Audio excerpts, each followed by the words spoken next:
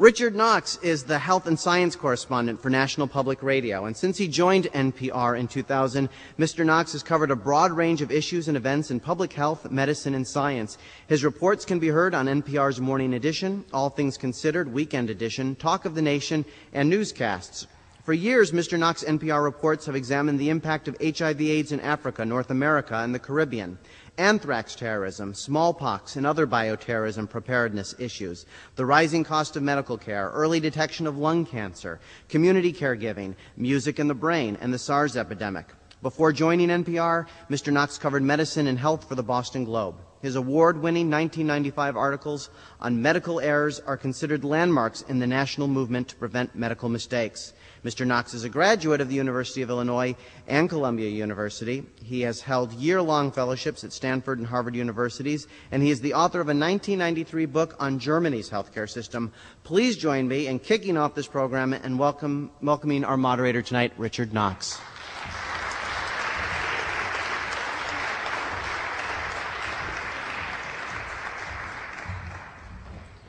Well, thanks for coming out on a wintry night to this beautiful and historic room. I guess we can safely assume that you don't represent the AIDS apathy that we probably will be talking about tonight, since you're here. More than 20 years have passed since the world first discovered a new disease in its midst that would change our lives and affect our politics forever, future as we can currently see. By any objective measure, the crisis is still with us. What else could you call a lethal infection that currently affects more than 40 million people directly around the world, has killed 20 million people so far, and orphans countless children? Even here in America, around 900,000 people, they guess, are living with HIV. A quarter of them don't know it, and so their sex partners don't know it, and the people whom some of them share needles don't know it either. And even those who do know it don't always do what they should to protect others. So around 40,000 new HIV infections occur every year, and that's a figure that doesn't seem to budge from year to year to year, despite the dedication of a small army of AIDS educators and activists. Who knows when we'll see an effective vaccine against HIV? It may be decades. And the wonderful expensive drugs that have converted HIV infection into a chronic disease are only a partial answer. For those who get them, they still fail many people ultimately. Doctors struggle daily to juggle the regimens to keep people healthy. And of course, with cutbacks in Medicaid and federal HIV drug funding, we can't be sanguine that all Americans who need these drugs are getting them or will get them tomorrow. We've come a long way in the past 2 decades to reduce panic and discrimination around AIDS, but make no mistake, the stigma is still there. It powerfully affects education efforts today. In many communities, it stifles the honesty and the compassion and the willingness to be tested for HIV that are necessary to confront this insidious epidemic. So yes, the HIV/AIDS crisis is still with us, but the sense of crisis is not. Well, let me amend that, though. The past couple of years or so have seen an awakening of consciousness about the AIDS crisis in Africa, thanks largely to the determined and sophisticated efforts by AIDS activists in many countries, aided by the internet and global media. Awareness of the sub-Saharan catastrophe has finally made it onto the world stage, and even last year into the President's State of the Union message, though curiously not this year. But as we all know, attention does not automatically lead to action, nor speeches to funding. And here at home, HIV and AIDS have largely fallen off the screen. Budget cuts are reducing services that are as badly needed as they ever were. Proven prevention programs are flagging. Massachusetts has been at the forefront of the fight against AIDS, but Massachusetts has not been able to provide drug treatment on demand, although we've been talking about it for years, and we know the connection between illicit drug use and HIV infection. Nor have leaders been able to implement clean needle strategies widely that dozens and dozens of studies show are effective. Why are we still fighting these battles? What are the barriers? What do we need to do to overcome them?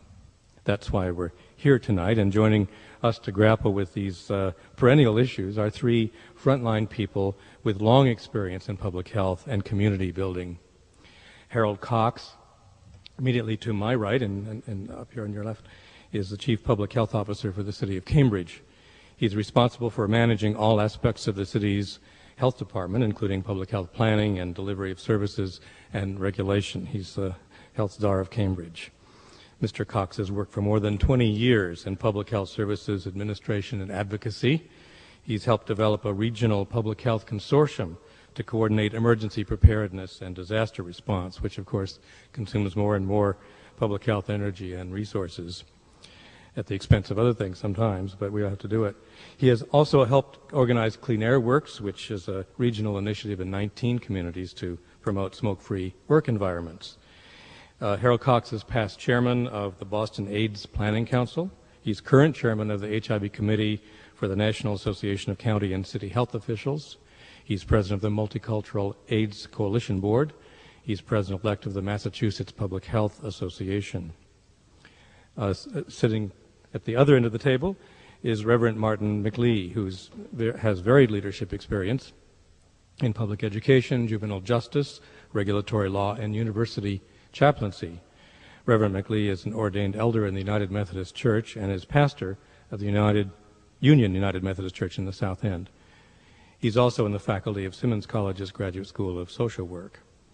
Reverend Maclee is on the boards of the Methodist Foundation of New England, the Boston Living Center, and the Friends of the Titus Sparrow Park. He's on the advisory council of the Youth and Police Partnership, and he coordinates the HIV/AIDS initiative of the Black Ministerial Alliance of Greater Boston.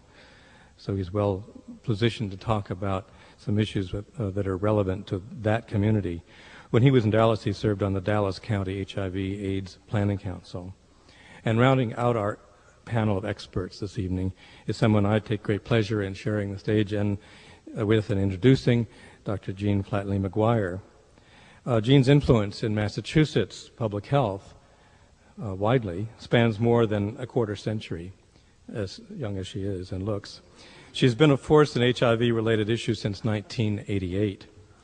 She led the way in expansion of HIV testing, quality care improvements, targeting HIV prevention efforts for gay and bisexual men, IV drug users, and women, expanded substance abuse treatment, clean needle access, and consumer leadership.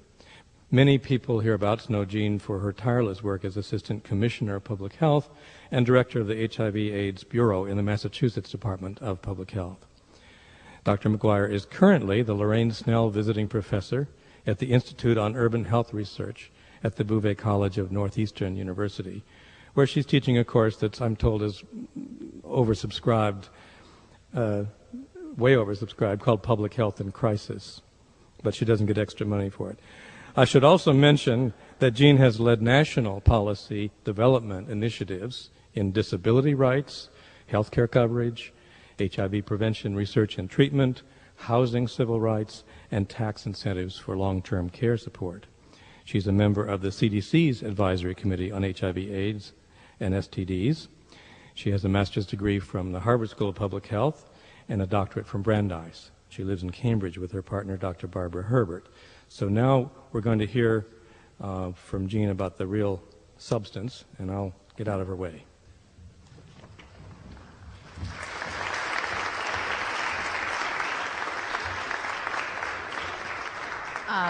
Thank you very much, Stick. I see many familiar faces who could frame the substance as well or better than I'm going to be able to right now.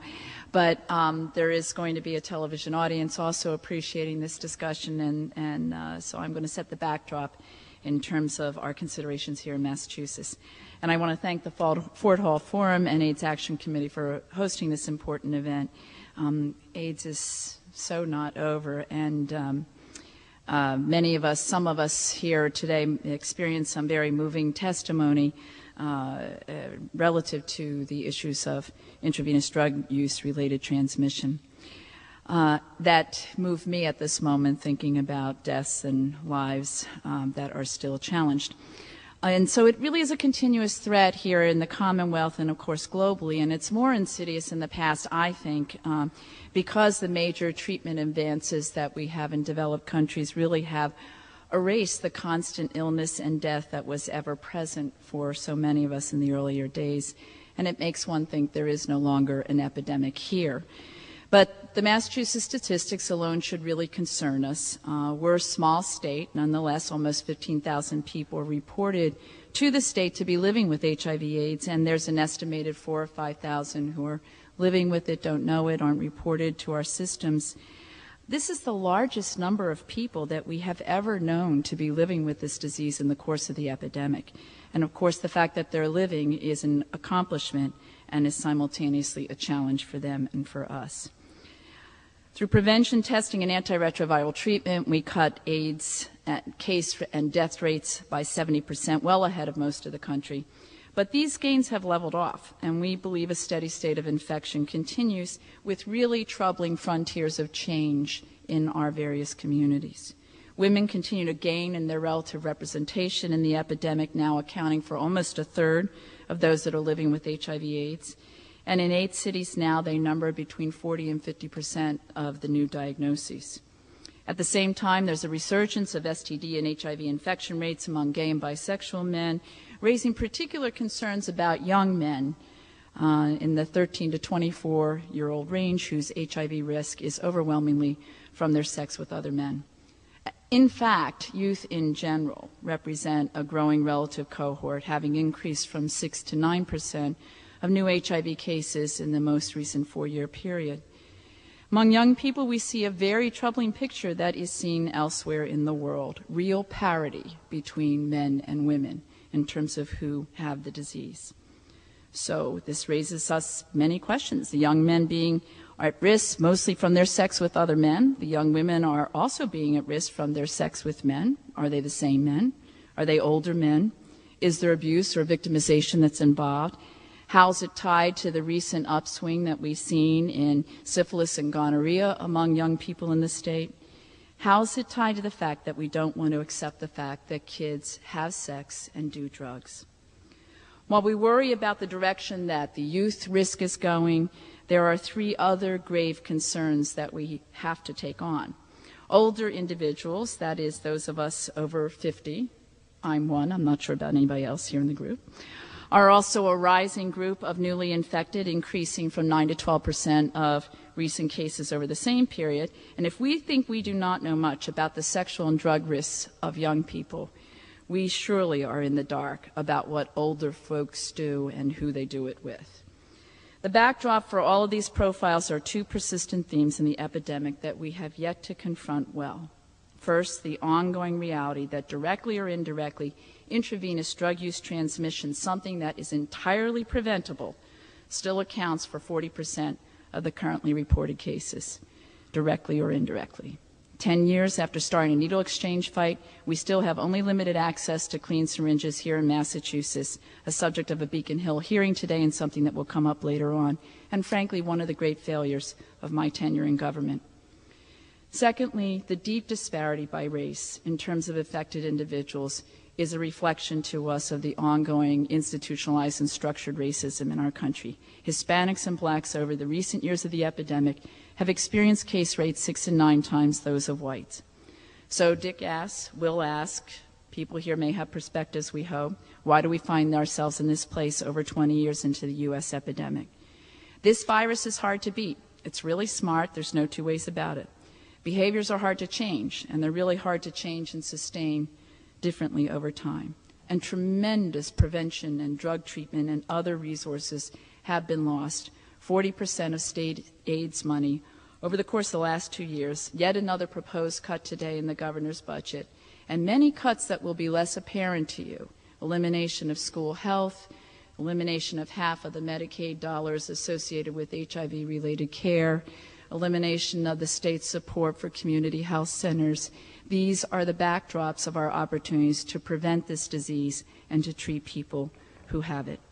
Larger social challenges are also fueling it: sexism, racism, economic strife, going to war in many different countries, migration issues, homophobia, addictophobia, other stigma. These and more are the backdrop for the politics of sex and drugs surrounding our failures in HIV. And it's debates and conversations like this tonight, even with many people in the room who are familiar with the issue, that offer great promise, I believe, for shifting the politics and the direction of the epidemic. We have no choice but to change the direction we're going. So I'm looking forward to a conversation with our peers and to that you'll be prompting with us. Dick.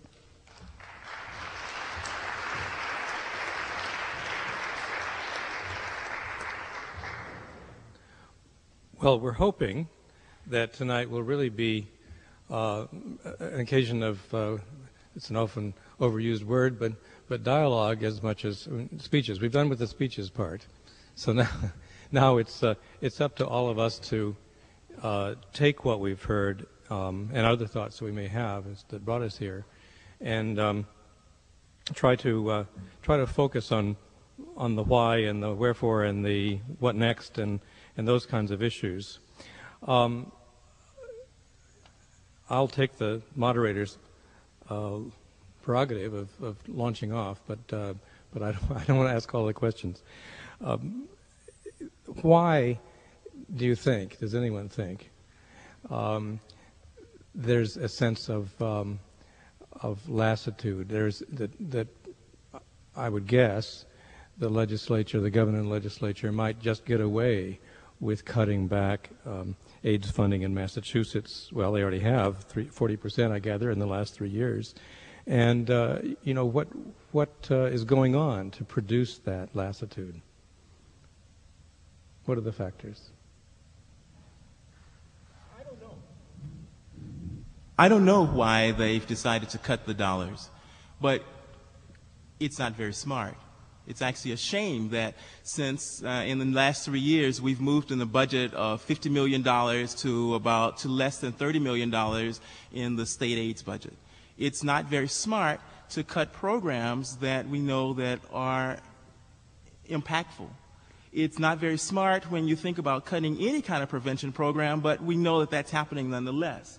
We know that there are programs that are being cut for teenage pregnancy prevention. There are programs that are being cut for colorectal cancer. Anything that seems to be doing with prevention, it seems to be thought of as a frill, and it's very short-sighted. So I can't answer the question of why it's happened, but I can say that it's impactful and very negative to actually cut programs for people who need to learn how to take care of themselves. It's very shameful to cut programs for teaching people how to use condoms, about the importance of using condoms, of doing anything that's going to help them understand what they need to do to protect themselves from getting this virus. I don't know the answer, but it's shameful. Other thoughts about the factors involved? Well, I guess, one of the, now that I'm not in government, there's different things I can say.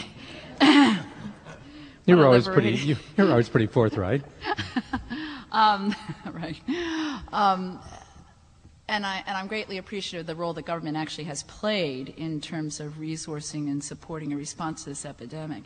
In terms of the funding cuts, which of course have been massive across so many public health arenas, clearly we've been in an economically challenging time, and there's, not a positive perspective about taxes, and so we could talk about what it means to motivate a public about caring about public services and public health and caring for one another as well as caring for those that are less advantaged. But I guess I would put on the table a question about what does it mean that it appears that we have truly moved into a time of a different ideology and a different perspective about the fact that individuals are responsible themselves for their own life, that it's not a communal responsibility, that government doesn't have a role, that the protections and concerns of the public are potentially best served by individuals'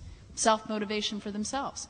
And so I would say that we've seen a transition in terms of leadership in government and maybe more broadly among people about communal responsibility, and that deeply saddens me and scares me. One straw in the wind along those lines that has nothing to do with AIDS is that there's a debate going on right now over the World Health Organization's policy on obesity, and the United States is objecting to the draft of the WHO committees that tries to focus on the cultural and environmental, economic kinds of roots of obesity, bad diet, and the rest of it, because the U.S. position is that there ought to be much more emphasis on obesity as an individual responsibility phenomenon. So I think that's right, and we might want to think about ways in which this is affecting all of public health, but certainly AIDS. I wonder, Reverend Maclee, whether you see a failure of outrage, I guess, in the communities affected by AIDS and HIV in response to these cuts. Certainly, there seems to be a sense of fatigue in the advocacy community. 10 years ago, folk had no problem going in large groups to advocate, to yell, to scream, to act up.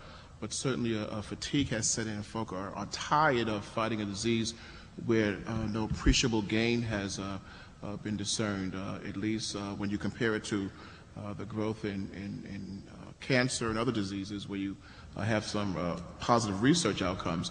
There's fatigue that's moving through the advocacy community, and I think what we're challenged to do is to relight those fires, if you would, to remind folks that the fight's not over. We need to redouble our efforts and regroup and yell and fight and scream and do all those kinds of advocacy things that do help and make a difference. To what degree, if at all, do you think that denial of the problem in minority communities is still a factor in that fatigue? I mean, obviously, if you're trying to pretend that it's not really a problem for you, then you're not going to get outraged and go scream about it. But I don't know whether that's how deep is that issue now?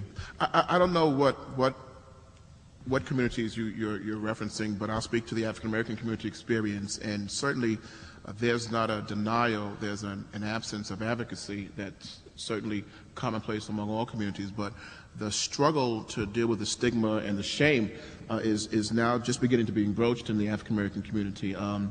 And the tendency is to say, what took you so long? I'd rather just say, well, I'm glad we're now rolling our sleeves up and fighting in a very serious way, particularly in the church, in the black faith community.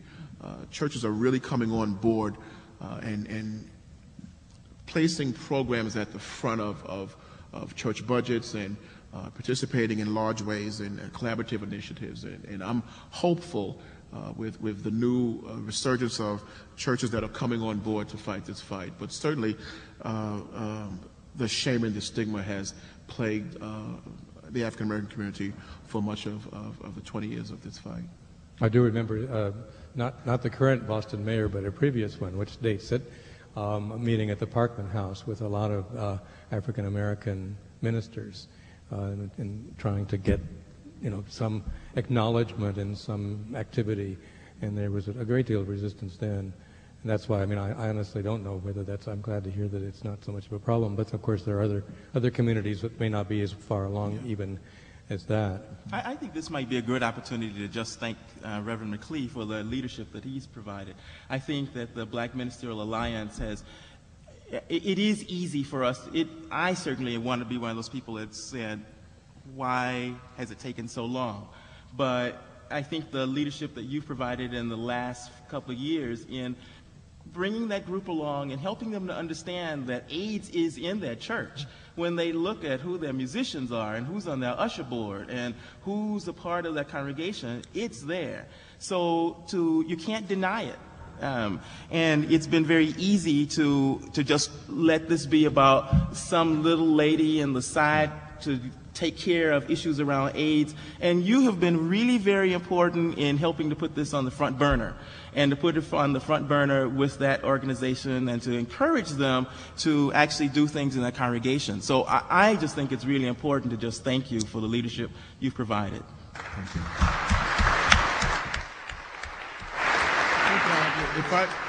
If I might add, I think one of the things, and certainly thank you for that acknowledgement, one of the things that's been very helpful is the way the public health community and the AIDS advocacy community has expressed the willingness to work with the church community, because we certainly, as Cornell West reminds us, can get very tribalized and refuse to deal with anyone who's not like ourselves. And what happens then, you have all of the gay and lesbian folk here, you have the church folk here, you have the research folk there, and we're spinning our wheels. But how wonderful is it when you can have folk represented at this table, and those of you sitting among us who understand that the church folk are just wonderful people, just like the non-church folk, and we find some commonality as we, just at least come to the same table and have a conversation. And, I'm encouraged whenever I'm in a group that I've not been with before, and we actually find that we have so much in common. So let's continue to speak to one another and think outside the box and speak outside the box. Well, the use of the word fatigue as it relates to AIDS advocacy it suggests a whole complicated phenomenon that's really generational. And if we think back about the incredible advocacy that the AIDS Action Committee represents and counterparts across the country, obviously that alarm and that mobilization had much, if not everything, to do with a sense of emergency in that community, initially the gay community, and the sense that people were dying who were very young, and everybody knew multiple people who were sick and dying. And of course the challenge is to maintain that kind of urgency. Maybe it's impossible when you don't have the same, the original advocates have aged on. Many of them are still around and still doing good work, but it requires replenishment in order to continue to have the energy that it needs, and I'm not sure where that can come from. Does anybody have any thoughts about that? Well, boy, there's nothing easy about that question. I was thinking about the first time I met Dick Knox, which was over the phone, and even that was intimidating. And I was in Washington, D.C., running the National AIDS Action Council at the time in the 80s. My reference point was always Massachusetts. From D.C., this was the best there was in terms of research, in terms of mobilization, in terms of Larry's and so many other people's leadership, in terms of really taking a diverse look at the epidemic from the beginning. And so I have a reflection from a different place, the work that John ended up doing, and I guess there's a couple things that I feel. One is I feel a sense of loss, not because the people in this room and other people aren't still working very hard, but we're not talking about it. It's not out there in the same kind of way. There's fewer people that are doing the work now than were doing it 5 years ago because there's less resources and we have more people to take care of and more complexities. And so there's a part of me that thinks about regenerating that interest. I was also looking at a group of us in the hearing today and calculating our average age. That alone was troubling. So one of the things I think that's important to think about is the topic of tonight, the fact that it's called Sex, Drugs, and the Politics of HIV and AIDS. And that in some respects, it's within HIV that we've taken on some of the most interesting and difficult conversations as well as discoveries about intimate sexual behavior, about the nature of drug use and the risk that promotes it and the ways of intervening. And I think our job is to evolve. I think our job is to be outraged, not just because people were dying and still could die and in fact are still dying of one disease, but to be outraged that we're allowing young girls and young boys to be 10% of youth report, 10%, so you know this is underreporting, having been sexually abused, high school aged youth. By the Guttmacher study, we know by the time they get to women in that cohort get older, you're talking 25%. In terms of what we've done in terms of sex education, there is less sex education, less condom availability, less STD and HIV testing access, less school health access. In fact, if you follow today's Massachusetts budget, there'll be no school health access. And this is a change from having seen more of all the above as a result of the beginning of the AIDS epidemic. We weren't just affecting HIV, we were affecting the sexual health of the future. And so maybe our reactivation has to be, what's our bigger vision? Yes, this disease compels us. Well, who has control of that debate right now? I mean, I can recall, but no, I'm not sure that's currently the case. Well, I don't know who you are, but I guess we'll find out. But what I'm thinking of is that there was a sense earlier on in the AIDS crisis that certain things were becoming discussable because they had to be, that were never discussed in public before. I remember putting together an AIDS primer when I worked at the Globe with some other staff members, and we had committee meetings to discuss what should go into this. And the Globe, being the Globe, or at least the Globe that it used to be, said, no holds barred, everything. I won't even mention everything that we got in, but it was quite amazing. I'd like to find a copy of it. It's an historic document now, because I think there was a sense of openness that we may have lost. I mean, talking about evolving, I think we've devolved in many ways, as you indicated, Jean, in terms of our ability to deal with these always difficult subjects. And that's what I mean when I ask who is in current charge of the debate. I mean, political correctness usually is a term that's thought to apply to liberals who want to enforce some kind of correctness according to their thinking. But I think we're seeing a different kind of political correctness that really has made enormous inroads in at the CDC and HHS and State of the Union message, perhaps, in terms of what can be discussed and what can be taught. Does anybody, either at the table or out there, have any thoughts about this? I could keep talking, but it's difficult to know. I'm not certain how to answer your question again on who has control of the conversation, but I can tell you who I think oughta. I think that it becomes very important for people who are, well, to set some context again, 20 plus years is a really long time to continue any fight. It's a really long time to keep up your energy level about being angry. It's a long time to stay on the forefront of any particular issue. So it's easy for me to understand that people want to begin to take a backtrack, that there are individuals who want to sit down and Jean, when they get to be as old as you, then they retire to the academy. And it becomes important for us to actually bring some new blood along. But it also becomes important for us to recognize that given that there are many people in our communities of color who are impacted, that it's important for us to identify and help create leaders in those communities who are able to be outspoken, who are able to stand up, and who can say, this is a cause that I happen to believe in. Now, it becomes difficult when you then have the problem of it's difficult to get a story on the front page of the Globe any longer. It's easier to get a story on the Globe about Africa, which I'm really glad of, but it's incredibly hard to get a story on the Globe about Roxbury and about Dorchester, and that's hard. So who has control of the conversation? I'm not sure. Certainly we're seeing how difficult it is, how we're seeing the conversations about sex becoming more complicated to have, that there are many guidelines that are put in about what you can do, what you can't do, but it's time for us to begin to take back the stage. And every time I hear somebody say, this is a really long sentence,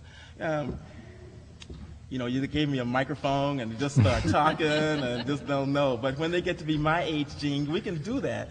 But I think one of the, it's when I see people who are sitting out in this group and I talk to lots of other people, I'm not certain that there's as much apathy as we like to talk about. I think people still are really very concerned about it. Yes, there are some of us who have gotten tired, but I think folks are concerned. I think they are concerned about their friends who are getting sick. I think they're concerned about their friends who are dying. I think they're concerned about their friends who are just living with the AIDS virus. One of the places that I think we ought to go is to the undiscovered country, that of our young people. I had a wonderful experience earlier today. I was speaking at the Codman Square Charter School Cardamom Square Academy Charter School today, and at the end of my presentation, a young man came up to me and he said, I'd like to talk to you about helping my community to fight this fight. And I was blown away, and it was just an absolutely wonderful experience. And it was a kid who's, classically from the hip-hop generation with the do-rag and the hat, just a cool kid and a wonderful kid, and he wants to fight the fight. Now, how often do we look for the cool kids to recruit? I think we need to start looking for the cool kids to recruit. And so I now have the responsibility to go back and to gather all of the cool kids at Cardamom Square Academy and see what we can do to fight this fight, and as he indicated, in their community. And I just think that the untapped vigor that our youth bring, that we brought when we were youth, is still out there and still available. So I want to encourage us to really impact the young people in our lives and our families and our churches, and try to continue to get them into the advocacy of prevention. By the way, I think one possible solution to this is more Cardamom Square Academies, because it's a wonderful school, very small, but that's another subject for another night. But keep your eye on that. That's the kind of place where you would find a kid who does want to do something. Before we go ahead with, I'm glad to see people standing up, I want to put in a parenthetical edict that there's not going to be any more ageism tonight. I may have started it, but I'm going to end it right here. Even people over 50 have much to give. That's right. Gene, do you hear that? So I think, I don't know if I have the complete answer, but I wonder what the panel thinks. He who controls the dollars gets to frame the conversation, and George Bush and Tommy Thompson get to frame the conversation, and they have said that it's ABC, it's abstinence, it's be faithful to one partner, and then if you can't do that, then the rest of you heathens use condoms. And so I think that's how the conversation is getting framed, and then the dollars fall out from there, and it impacts the work that we all do, that we're doing in our country. So I guess my question for the panel is, considering that this is, the edict is ABC, how do we then go about doing the work, the effective work of mobilizing communities, when we ourselves, when those of us doing the work have very different perspectives on that? And some of us think it should be abstinence only, some of us think it should be behavioral change, and some say just give out condoms. So I'd like to know from the three of you, how do we do the work under that framework? Let's all be bold simultaneously. And I love you all. Well, I would say resist the framework, but It's only partly true, by the way, excuse me, that who controls the dollars controls the conversation. I hope in America that there are other people who don't have money who still have a voice. And I think the AIDS experience does show that in spades. I mean, there's lots of people who are very clever, had almost no resources, who made a lot of noise, and it made a big difference. Back to Jean. well, I was filling airtime there. I think I would just finish that part so that, my colleagues or others could respond by saying that, Doug, it's a provocative piece to the challenge about saying we really want to talk about what's really going on in terms of sex and drugs. That's how we save the future. And we want to keep as many people in the tent because most people have sex, and an awful lot of people use drugs, at least at some time. And so we don't want to simply bifurcate it and say, if abstinence is important to you, you can't be in the conversation. And so I would say we don't have some very good tools about how to do this, but I'm convinced, whether it's here in our neighborhoods or our churches or our families, my own family, we have to do it.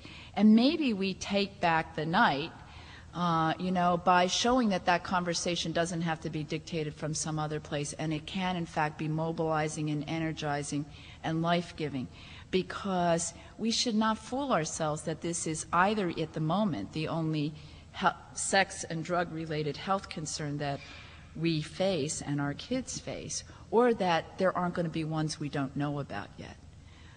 So I guess when I say resist the framework, I'm resisting the constrictures it's put on and saying we've got to break out of it. And I'm not as hopeful about churches as these guys are, even though I profess to be a Catholic, which may be at the moment why I'm not as hopeful about churches.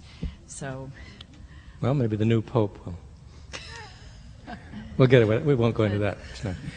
I am not touching that one at all. I'm an optimist, you can tell. One of the challenges is to use the political machinery in a very effective way, and I think there are people in the advocacy community who are in place, but for whatever reason choose not to use the political power that is available to them. And I think, just when you're trying to get whether it's a street light or street sign change, you call the neighbor whose brother works in City Hall. We need to start calling some folk who work in the White House. I don't want you to sit down or go away or get discouraged, but I would like to see if we can go a little bit further with this current issue, which the President did raise the other night about doubling the money for abstinence-only education, because I think that's really at the heart of some of what we're talking about. I mean, just in case anybody cares, I'm not against abstinence. I have 2 young daughters, and so I could hardly be against abstinence or against an increased emphasis, perhaps, in sex education on the wisdom of being abstinent until you're ready not to be, and to be very discriminating about that. But I think the problem that has been bothering me as a reporter who sometimes reports on this, which is a really tricky business, that is to say sex education, is the way that the word abstinence, or abstinence only, sometimes as it's called, has sort of hijacked the whole thing. It's like that's all you can talk about. That's all you may talk about. And if you talk about anything else, you're not going to necessarily have your federal funding. I don't know how many people are disturbed by that, but I certainly am. And I don't really hear too much debate about that. It's like it's just we're going to go along with it. Maybe is it a latent issue in this coming presidential campaign? I guess I'll be surprised if the other candidates, whoever they are, turn out to be, really make it an issue, because it's such a dangerous issue. And that says something about the state of our debate about this. Does anybody have any thoughts about that? If not, I'm going to go home.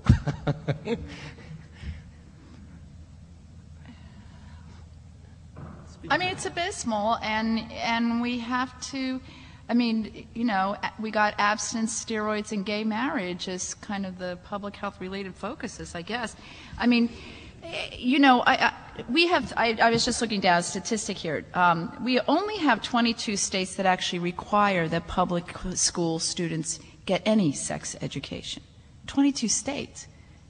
And we have 21 of them that mandate that abstinence is stressed and or is the only piece. 14 states discuss contraception. Simultaneously, we know throughout the country, while sex initiation during the high school years has decreased somewhat, the truth of the matter is that over half of kids, by the time they finish high school, and unfortunately, an alarmingly large number of them by the time they're 13 or 14, have already done it, whether or not they've been educated, have condoms, or know this information. So why would we take such an irrational approach?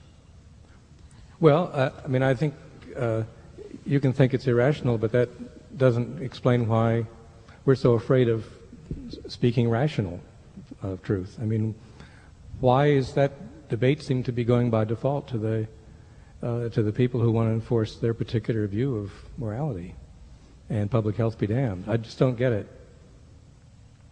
Everybody seems to be cowed.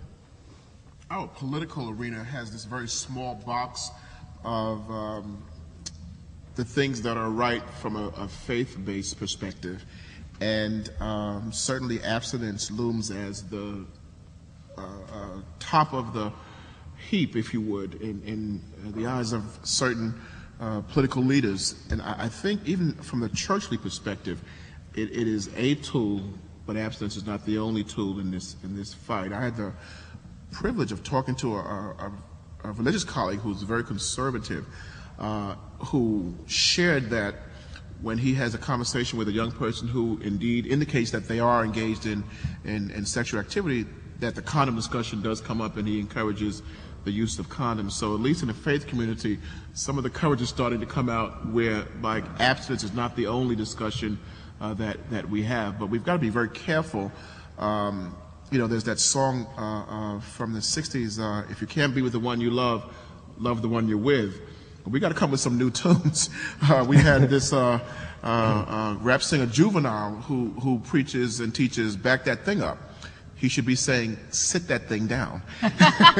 So we've got to be careful to kind of balance, the abstinence discussion with some of the reality-based discussions, but to not, go to the point of just being so permissive that it's just, throw condoms and that's going to resolve all of the conflicts and problems. So I think the balanced approach is probably the I think you have approach. a great career as a lyricist there. That's what we need. Address two things. I think the abstinence thing, also the abstinence focus misses much of what Gene was talking about in one of the largest growing parts of the epidemic is the 50+. Abstinence is not going to mean much of anything to people of a certain age. It's a great youth strategy. It doesn't mean much to a lot of other people, and we are missing a large and growing segment of the epidemic if the message is solely about abstinence. Something else, it's more of a comment than anything else. I think the Department of Public Health here in Massachusetts and other places has done an excellent job, for lack of a better phrase, of putting the feet to the fire of communities of color over the past 5 or 6 years. I think what has fallen off is putting the gay community's feet to the fire. Mm-hmm. We're talking about an epidemic that infects 1 out of every 4 gay men in this country, likely. That's sort of major metropolitan data. And we, I think, as a community, have let it slide off the agenda. We don't want to be in anybody's face about it. Don't get in my face about party drugs. Don't get in my face about chat rooms. Don't get in my face about anonymous sex. Just let me do what I want to do. I'm an adult. I can take care of myself. And I think at some level, and also as a former government employee as well, we let the gay community slide. We thought they had all the answers. They had stigma under control. They had other resources. They were privately insured. And we stopped focusing on it as a community, and we've lost a sense of that outrage, I think, and also a sense of many people within that community that the system cares about them in the first place. So how do you get re-engaged with that community and tap into a community that is affected at the same levels that people in South Africa and Botswana and Malawi and Zimbabwe are also infected to change? We're talking about people, and to make a gross generalization, have resources, have political might, have a way to have a different voice on Beacon Hill and on Capitol Hill than some other communities affected by the epidemic. How do we get them up off their butts to do something? So, Andrew, before you leave, it's a great question, and I think it's a complicated question, but what's your answer? What would the feet to the fire look like? Number one, it goes back to one of the questions is the media question. When is the last time that you saw on the front page of either Bay Windows or in News Weekly anything about HIV and AIDS? I think it's a constant struggle to get it anywhere on the media to begin a conversation. And we've gotten stuck in the same old hand out condoms at a bar and some of the same old strategies, and whereas we've been putting pressure on communities of color to come up with innovations of how do you do prevention, how do you get people in care, I don't think we push the community as public health professionals back at the community about how are we going to address these. I think there's been a lot of talk over the past couple of years about how do you do stuff on the internet, but there's also been no engagement of that business community who runs those sites in a meaningful way about how do you actually do something on those in a proactive, potentially in-your-face, pushy way. Can you imagine how the state health department might put somebody's feet to the fire in the gay community or the services, businesses that serve them? What would that program look like? Now that you're out of it?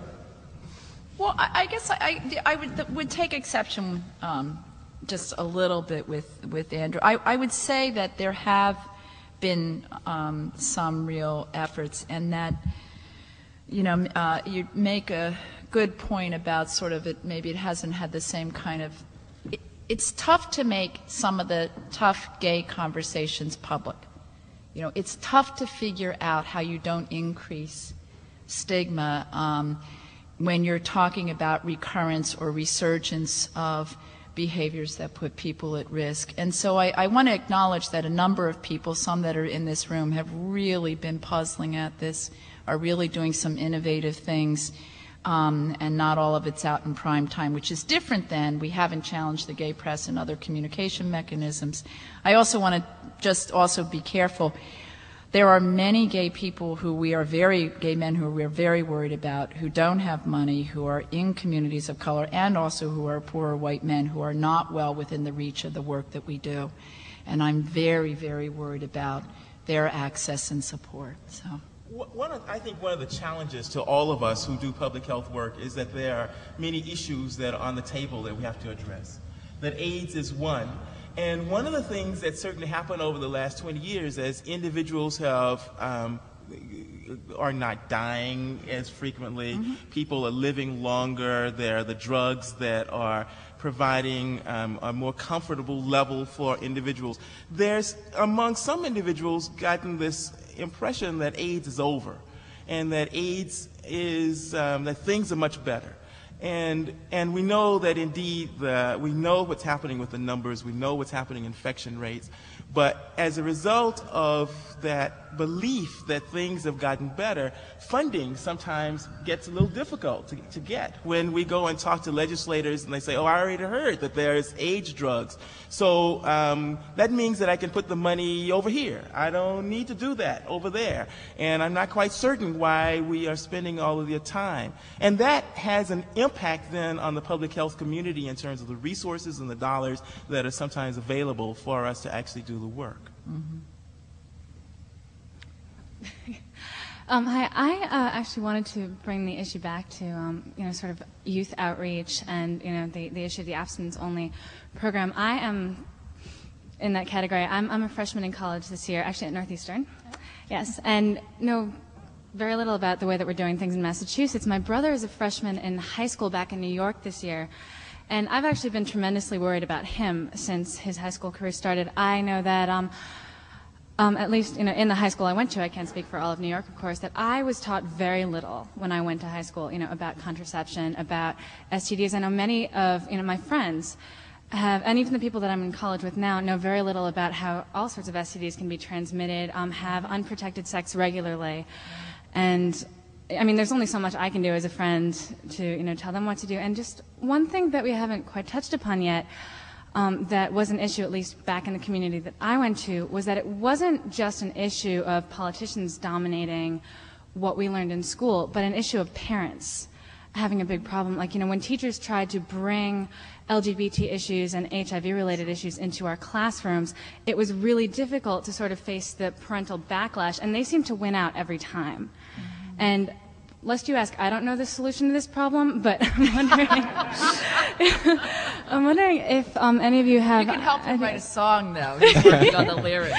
Yeah, I'm wondering if there's any way that we can reach the parents in our communities because, we're learning abstinence in the classroom, and that's all the parents are acknowledging in the homes. I don't know how we can expect teenagers to even be aware of what the issues are. Some number of years. So you already said you didn't know the answer to the question, but let me ask you, how is it? Because I will always ask. It's easier for you to answer the question. What is it you think we ought to do in communities in order to engage families and to engage school boards, to engage folks who are interested in this issue, so that to engage them in a way so they will become interested in the issue? What would you do? Well. It's, as I'm sure all of you know, a very difficult question even to attempt to answer. I don't know. That's why I asked. Yes. I think that there are a lot of issues involved here. Part of the problem, I think, is that people are just trying to deny the fact that these issues are real. Like, I know a lot of parents who don't want to think that their kids are having sex, who definitely don't want to consider the possibility. I faced a lot of trouble with my mother when I told her that I wasn't straight. Lots of parents have trouble with that, too. I'm wondering if there's some sort of way to have, I don't know what, it could be through an ad campaign, it could be through school outreach programs, or even at something, as typical as PTA meetings, just sort of being very honest with parents in the community and with students, too, that kids are having sex, that kids are having unprotected sex, and that needs to stop. Other than that, I have no idea. I know that and Jean, you may have, I wasn't actually in Cambridge at the time, but when there was a conversation about condom usage in the community, were you involved in that conversation? No. I was not either, but I certainly know from my colleagues who were there that there was an extensive conversation that happened in Cambridge some 10 plus years ago now about using condoms and having condom availability in the schools. And there were difficult conversations because people have many different perspectives over how they want their kids taken care of. Mm-hmm. Who has the right to talk to my child about sex? And the public health community was very persuasive in saying that this is something we absolutely have to do. It was very persuasive in saying kids are having sex. We must do something about it.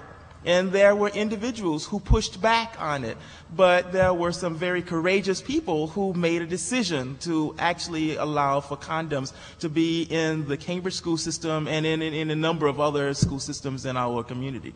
I can only say that I know it's an incredibly complicated conversation, but one of the things that's very important is to have some bodies who are willing to actually step forward, to be able to partner with the public health community in being able to say, here's something we know that works, and here's something we believe that we need to do. We do that in public health all the time. We've just recently done that in public health concerning smoking.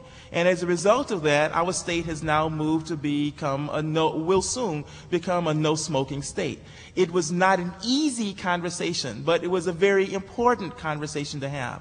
We have those conversations about many things, and it's important for leaders to work in concert with public health folks in order to push that conversation. I think probably teenagers have enormous amount of credibility on this issue that they don't appreciate, and Harold used the word courage. I think that's what it does take. Probably more courage than I had when I was in high school. But I can imagine that if teenagers who do feel as you do, who are worried about what's going on, what they know is going on, and how it doesn't link up with the reality that their parents entertain, could really have an effect if they could get together and make a little noise about it. What's going on today in the Cambridge schools, Harold? They're passing on condoms, and in fact, they found that just shortly after they passed the regulation to do that, the noise stopped. It was very interesting, and we often find that about any number of issues, that there can be considerable amount of concern and angst and the like, and once the issue's been passed, it's almost as though there's some relief. But this process has now been going on in the Cambridge school systems. There's a process for actually getting them, and I'm not familiar with any difficulties that they're having. And because it's on television, I want to say thank you, Cambridge, and I want to be careful about not committing myself to something that somebody will come back and hit me with. But they do it, and it works.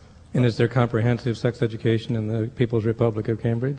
That's great.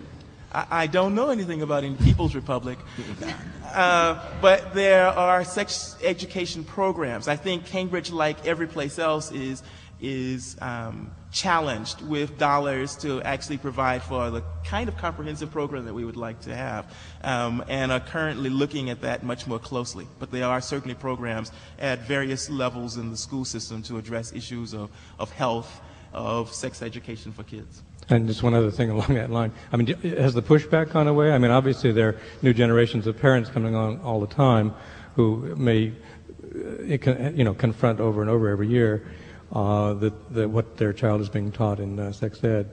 But it's not a problem anymore? I'm not familiar with it. I'm not. If there's an issue, doesn't count. Right. Well, I guess the thing what I would like to be careful about, every other school, we have lost consistently in school districts in this state and elsewhere in the nation in the last 5 years in terms of condom availability and sex education. So yes. You oversee a wonderful city that hasn't faced some of the same challenges as is clearly going on in many places. And I would say this, the one thing that's unusual that we hear from youth in surveys all the time is that they would like to hear about sex from their parents. And I don't think we've ever really thought strategically, how do we help the parents do that? And would it make a difference? So I really thank you for your comment. I'm reminded of a mutual friend of ours, Jane Blake, who used to be a medical reporter for Channel 4 and has made a new career in helping parents and public health people and school people when she can talk about these things. We need lots and lots of Jane Blakes, I think. One quick response, and I want to let the young lady who's got the cane speak next, because we're being really unkind to have her standing so long. But if we look at our social institutions, our churches, our fraternal organizations, what have you, having speakers speak to those groups has been helpful. I know AIDS Action, the Boston Living Center have sent speakers to our church on numerous occasions, and parents have been in those conversations where they've been able to ask the uncomfortable questions. So certainly having parents, whether it's the PTA or whether it's the church or the mosque or the temple, have speakers from the local AIDS organizations might be a good starting point, and then hopefully a revolution can emerge out of that, and parents will start to really, deal with the wonderful child at home conversation that needs to happen as well. Thank you. I feel like we began this discussion talking about a paradigmatic change away from a sense of communal responsibility.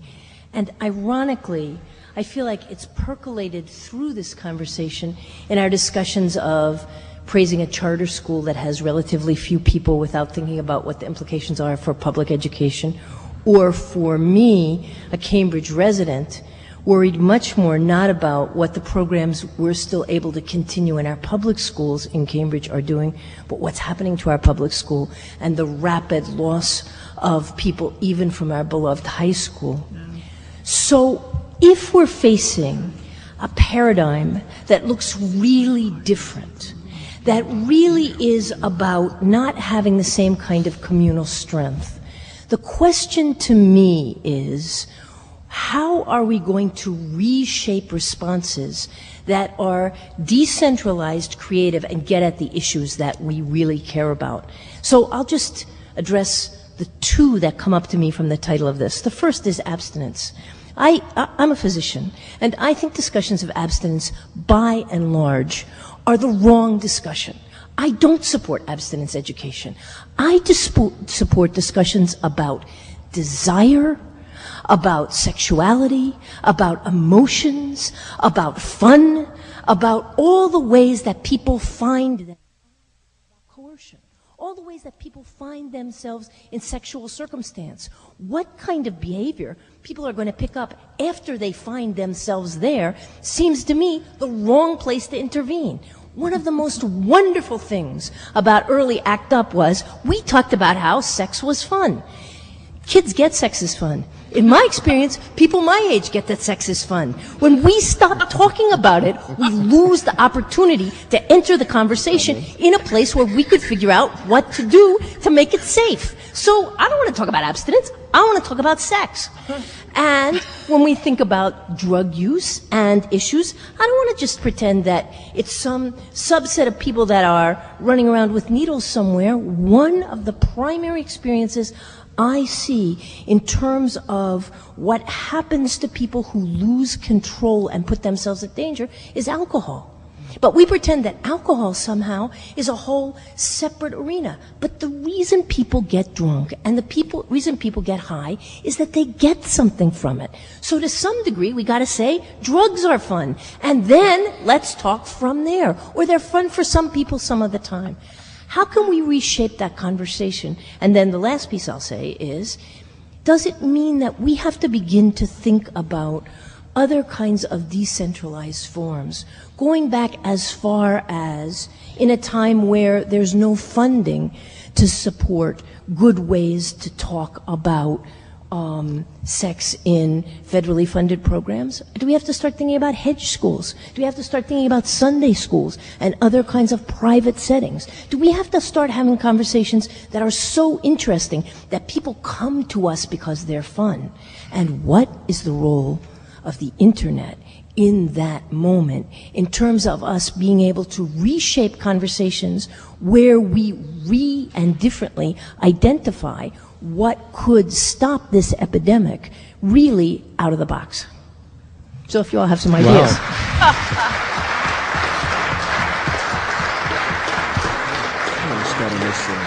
Well, that's a lot to chew on.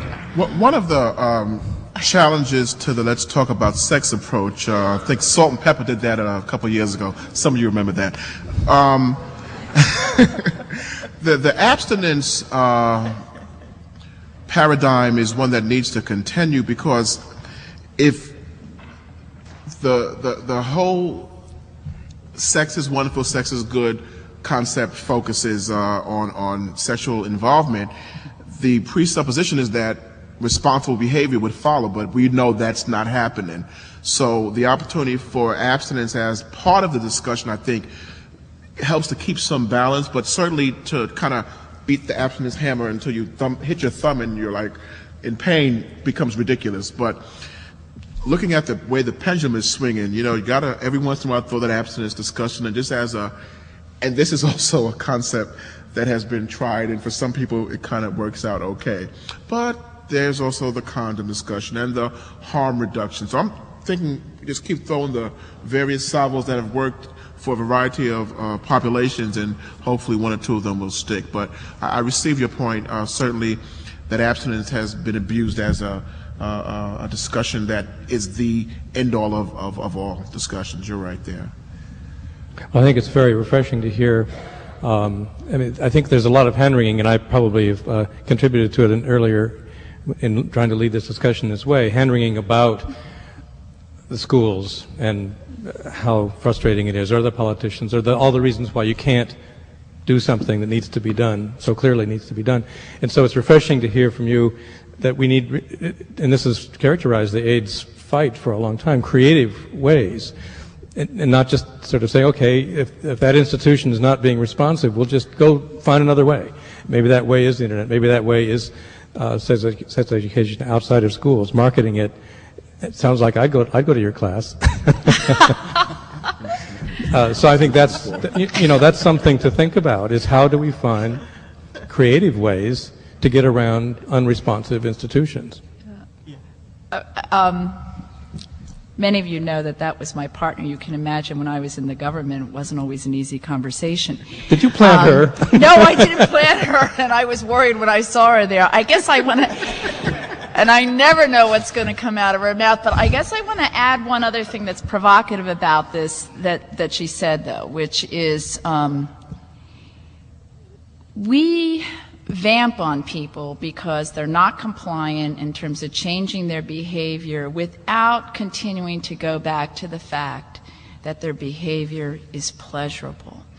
And how do we address pleasure in the context of keeping them safe? And I would say, as a public health official, I probably never really put that as a major part of a framework, and that if we really want to achieve behavior change, it needs to be pretty much front and center.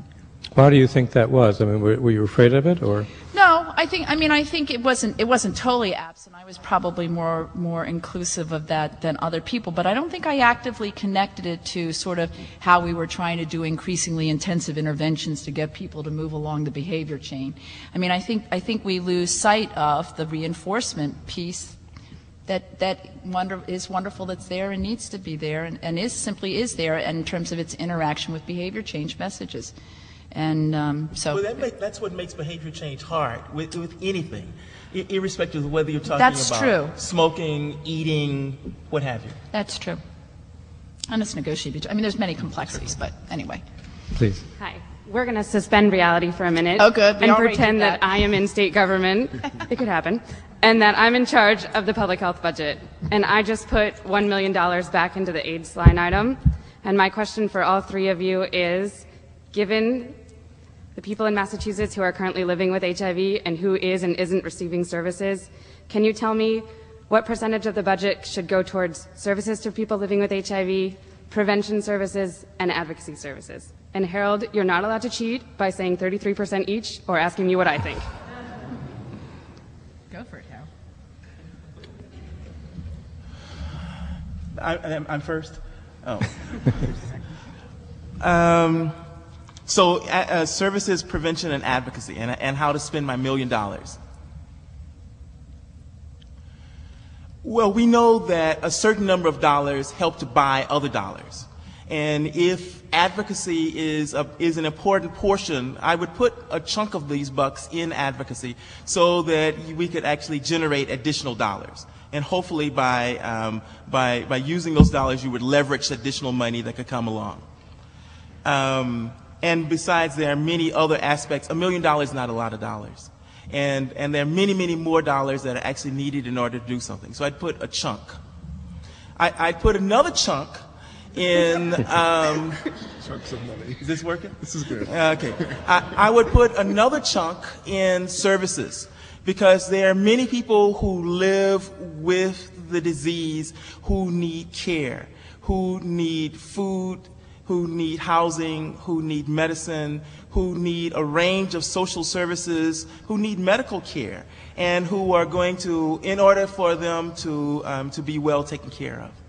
And then I would put the final chunk in prevention, because we need to do absolutely everything that we can to help people understand the importance of living a healthy life, of helping people to understand the kinds of things that they can do to take care of themselves, and to think about that in a holistic kind of way. So that we're not just talking about using condoms, but we're talking about how much food you eat. We're talking about how many cigarettes you eat, how many cigarettes you smoke. We're talking about a whole range of things that people need to do to take care of themselves. So I would spread my chunks appropriately in the advocacy, prevention, and service pieces, so we can adequately take care of this issue. Now, there's a song waiting to be birthed. Spread your chunks. I would place 50% in prevention. And if you remember that commercial, this is your brain on drugs or whatever, the frying egg. Now, I don't know that it maybe not do drugs, but I always remember that. And I think we really rob ourselves by short-shifting prevention. We have a whole bunch of folk who are not bed hopping, and we need to keep it that way. And I think prevention is one way to help make that happen. For those of you who don't frequent hip-hop as part of your nomenclature, bed hopping is multiple sex partners, and really the prevention message can help to reduce that. So I put the 50% piece in prevention and then split the other two, 25 each. I'd put it all into trying to have this conversation in as many places as we can. And anybody who wants to help have it, whether it's your church or your health, alliance, or, my kids' schools, I just believe this is the discussion we have to have. And until we have it, we're not going to be able to get more money, do more things, make more prevention happen. We're not going to be effective. I heard something on NPR this evening, if I may, about the New Hampshire primary. And New Hampshire is kind of a unique place in terms of politics, as they say, it's retail. But one thing that happened during the course of that intensive run-up was that the politicians began to change what they talked about, because people began to ask them about things that hadn't been on their radar screen. And that's exactly what you're talking about. If people begin to ask the questions that the politicians either don't want to address or hadn't thought to address, then things will get on the agenda. It does actually work. Wait, you have to come back, Query. Just going to the Amy. Thank you for being obedient. So, how would you answer that question? I already told you weren't allowed to ask me that. Oh, okay. In my newfound career in advocacy as of this morning, I would say that you can definitely have an impact there, but as a direct service provider, I feel like there are tons of communities that we're not reaching right now. I feel like there's never enough to do what we need to do. And then in the other respect, as a volunteer at Rosie's Place, where I talk to women all the time about their sexual behaviors and their drug use, there's not enough information out there. There's not enough prevention money. Well, I thought you were being breathtakingly modest to ask for only $1 million, but you're the governor. Hi. My question is based on an observation that we have a hard time talking with people and communities about facts and also talking about values. And I think somehow we need to be able to have both of those conversations in a way that gets through public health issues. And public health issues I think are based first on facts. And I am commenting particularly on the powerful testimony that Jean McGuire referenced earlier. Many of us were at a hearing this morning at the State House and heard really powerful testimony on the need for access to clean syringes and clean needles as an HIV and hepatitis C preventive measure. There's really powerful factual information and a multitude of studies that shows that that is effective and that that kind of strategy also doesn't increase crime, drug use, and so on, and in fact helps people to get into drug treatment in many cases. But there's a lot of opposition to that. I'd love to hear the panelists' thoughts about how can we, to some degree, depoliticize that conversation so that it can start with an understanding of the facts, and so that when people and communities have difficulties supporting a needle exchange, needle access, and syringe access policy in their communities, we can deal with what that objection may really be based on. I don't think that it's based on facts, because I think that the facts are pretty plain.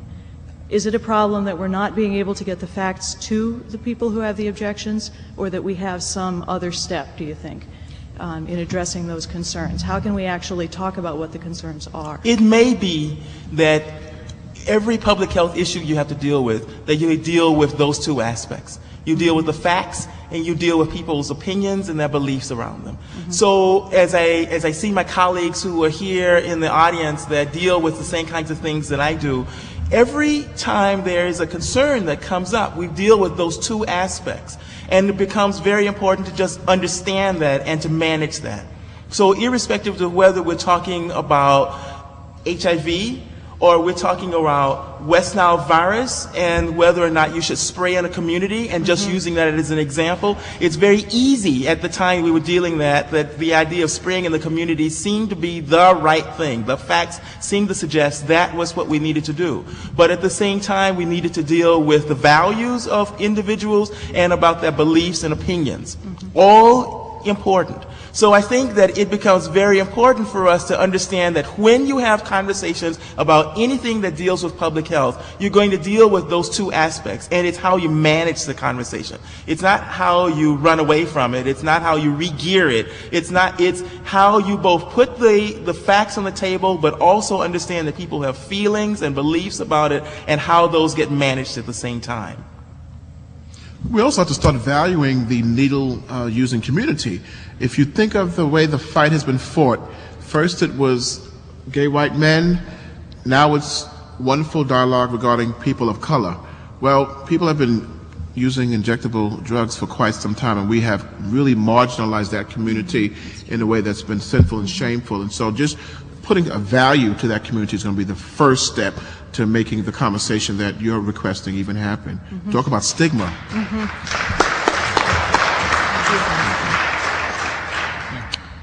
That actually, if I could just tag, jumps to a second, not exact piece of, but the second thread is about the difficulties in talking about values. And there's discussion about this. How do progressives or whatever group of people take back the values discussion so that it's more inclusive and it's not punitive? Sure. I think we need to tie into the community responsibility theme of co-responsibility. Right. And that can work not only as individuals that we're co-responsible, but as communities and the state, that we have a responsibility to try to understand the facts, incorporate them, and act on them in a way that does not marginalize any community. Sure. Thank you. Thank you. We're supposed to wrap up by about 2 minutes from now, but I don't want to cut anybody off. So I just wanted to invite you forward, but ask everybody to be as brief as we can. No, actually, it's kind of a follow-up to what Lisa was just discussing, and to what Jean was discussing earlier about sort of where did the community value go. And I think it went with people saying, it's all my money. That's what it seems to have gone back to. And just a suggestion I find, this is a great place, I've been looking for a place to say this now. I had read someplace that basically, like, if they put the mass tax rate back to 585, that it would raise $1 billion. Roughly. So I said, okay, what's this going to mean to me? And I went back to my tax, and I make like exactly the median income or something, or it was like right around it. And it would be $9.08 every 2 weeks for me, which is like 40 cents a day or something. And I tell people this, and you know, when they say, oh, it's just too much taxes and we're just giving things away, I'm like, have you thought about it like this way? It's really this simple. I spend my life like explaining Social Security to people and trying to break it down into these little bitty bits so they can understand it. And so I figure if we break it down to itty bitty bits, like that. It's just, so basically pick a Friday in February, do your taxes, right? Everybody send them a check for $9.08, so whatever yours is. I tried it once and I got it back. They said they don't accept contributions, but I'm going to try it again. And I'm saying end of February, everybody pick a Friday, do your taxes, it'll get you to get them done, send your check for the difference. And then you'll get them all back. At least they'll keep them busy over there. Thanks.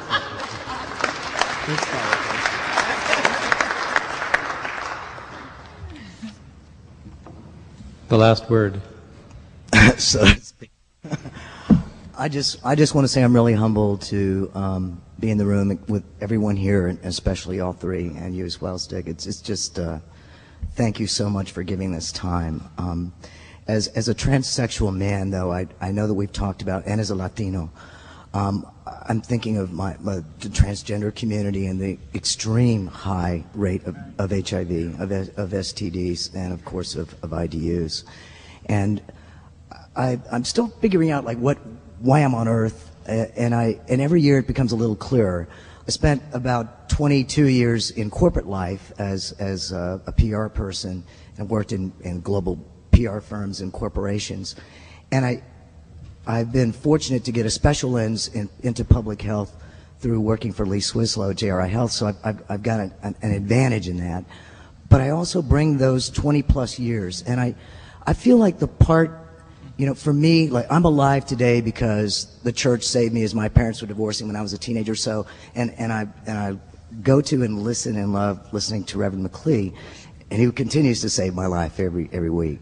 But when I think about the business and the spirituality and all of the things that come together, including the public health, the social work background that we've talked about, the education, the jail time things, and all of those pieces, the one piece that's not at the table or in the room is that part that's the Yankelovich part, the research part that make people do things like look at Dannon yogurt 20 years ago and let people think they could live to be 110 and sit in a hot tub.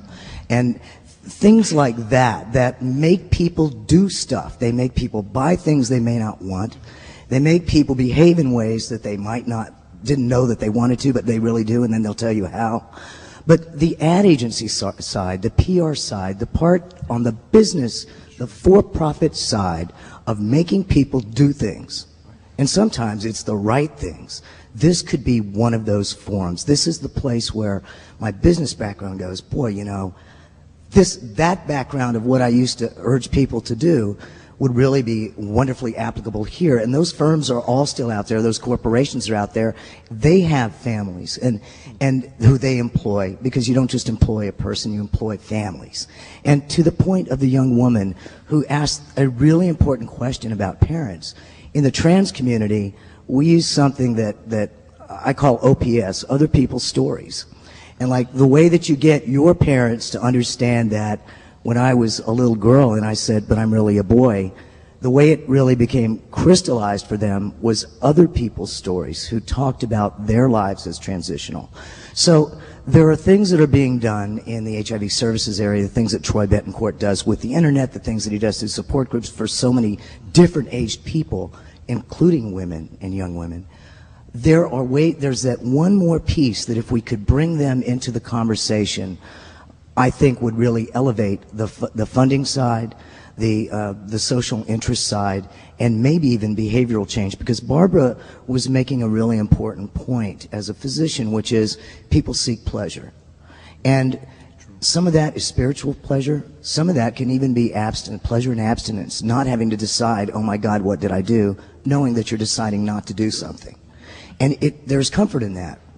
So I think all of the conversations are valid. And, to Dick's point, I believe in abstinence because I have 2 young girls. That's a start. But there's more to it. And so if we can bring the spirituality, the business behavioral side, and all of the rest that we have, I think that's the piece that if we could bring it to our table would really improve the quality and the results. Thank you. Excellent. Yeah, very. A very appropriate last word. We've had some really this has been really fun, and I thank you all. Tom Farmacola, when he was telling us downstairs what to expect, said that don't be surprised if people just walk out in the middle of the thing, or don't stick around. We've all held you here, and I really appreciate that. And it's